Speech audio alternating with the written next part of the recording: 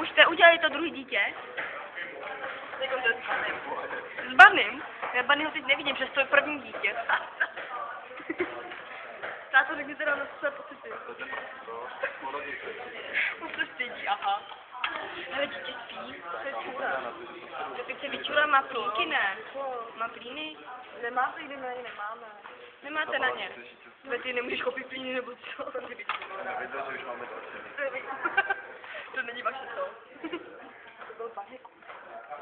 Jo, Jako to by vidět. Jo, máme jo. No, tak to tvářil si. To je takový zlý malý dítě. on má nožičky po něm. On má nožičky po Barnym. Takový debilnice. To je Pepik. Ukaž kozy. Hele, není Pepik to, a ty třetí otec. To máš příště. Příště díl vidíte. Napsala. Jessica Fletcherová, ne? A jak jste